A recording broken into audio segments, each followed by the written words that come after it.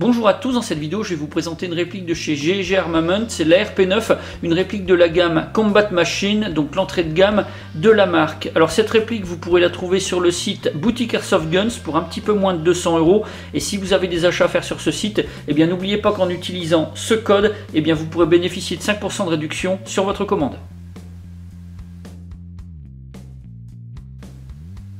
Pour le packaging, on a une boîte standard de la gamme Combat Machine avec des informations rédigées en anglais sur GEG. Puis concernant la réplique, eh bien on aura simplement un autocollant avec un visuel et puis quelques-unes des caractéristiques. À l'intérieur, pour la protection, eh bien on va retrouver un bloc en plastique préformé. Ce n'est pas l'idéal en matière de protection, mais là en l'occurrence ça a bien fait le boulot. Alors dans le pack, on va avoir la réplique, un chargeur, une tige de nettoyage des bourrages. On aura également un peu de documentation. Alors on n'a pas de batterie ni de chargeur de batterie, ça ce sont des choses à acheter en plus.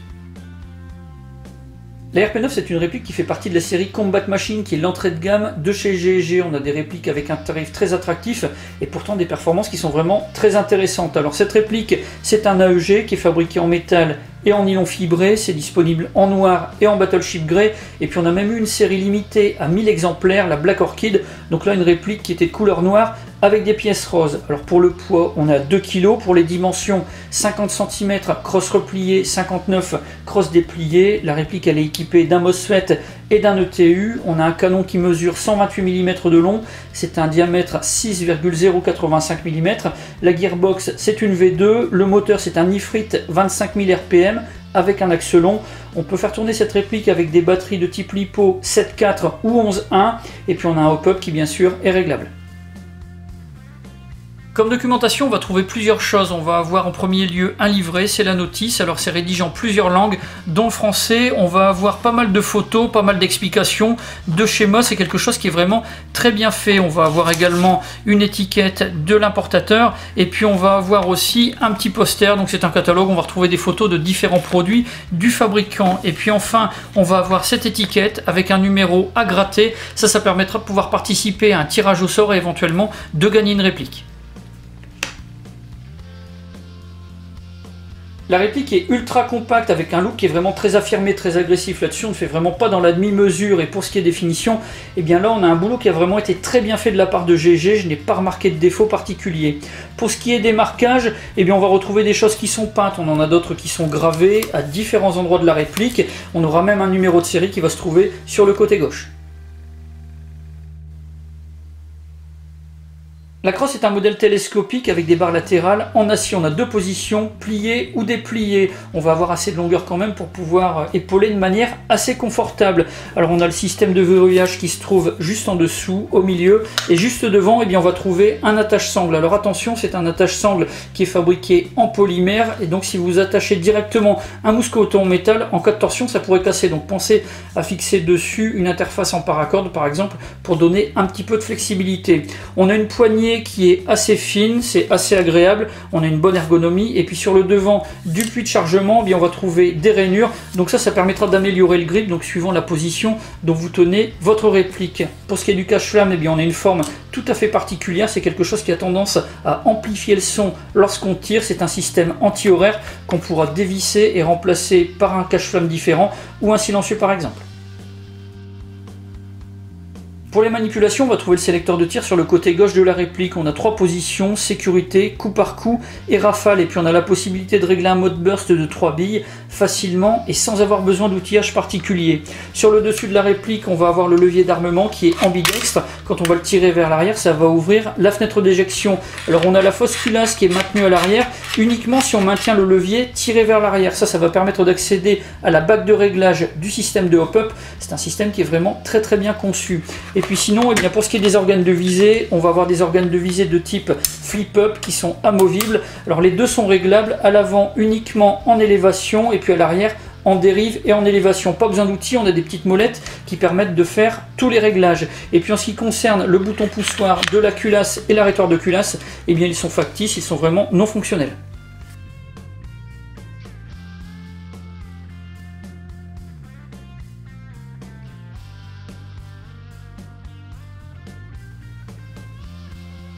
Le garde-main de la réplique est fabriqué en métal, c'est d'aluminium usiné. On va retrouver sur les côtés des systèmes qui permettront d'installer des accessoires M-Lock ou des rails d'interface M-Lock qui ne sont pas fournis avec la réplique. Et puis sur le dessus de la réplique, eh bien, on va retrouver un rail d'interface qui va faire toute la longueur. Ça permettra de pouvoir installer des systèmes de visée ou d'autres accessoires. Le chargeur est un modèle high-cap d'une capacité de 300 000 qui est fabriqué en polymère. On a la trappe de remplissage qui se trouve sur le dessus et puis la molette de mise en tension qui est juste au talon. Elle est assez large mais elle ne fait pas vraiment saillie, donc ça reste quand même assez discret. Alors quand on va vouloir placer le chargeur dans la réplique, il faudra veiller à bien taper sur le talon pour pouvoir vérifier l'accrochage. Si on ne tape pas, ça ne va pas accrocher le chargeur, donc ça c'est quelque chose qu'il faut prendre en compte. Et puis pour ce qui est de déverrouiller le chargeur, eh bien on a un petit loquet qui se trouve devant le pontet, on le pousse vers l'avant et ça décroche le chargeur. Le compartiment de la batterie se trouve dans le support de la crosse et on y accède vraiment très facilement. On retire la crosse et ensuite on presse sur le bouton poussoir du petit bouchon pour ouvrir le compartiment. C'est à partir de maintenant que les choses vont se compliquer puisqu'on a un compartiment qui est vraiment très petit et qui est déjà bien occupé par le fusible et le MOSFET. Donc pour ce qui est de placer une batterie, ça va être quelque chose d'assez difficile, même avec des batteries qui seraient vraiment extrêmement compactes. La solution, ça va être de ne pas mettre de bouchon et avoir une batterie qui va sortir, qui sera visible, ou alors d'acheter une extension de ce tube de crosse. Ça coûte environ 20 €, donc ça permettra d'avoir un compartiment qui sera plus grand et puis d'avoir une batterie qui sera bien dissimulée. Alors j'ai fait des tests chronie et puis des tests de tir avec cette réplique. Pour ça j'ai utilisé des billes de 0,20 g et puis cette batterie LiPo 7.4 de chez Energy Airsoft et voilà ce que ça a donné.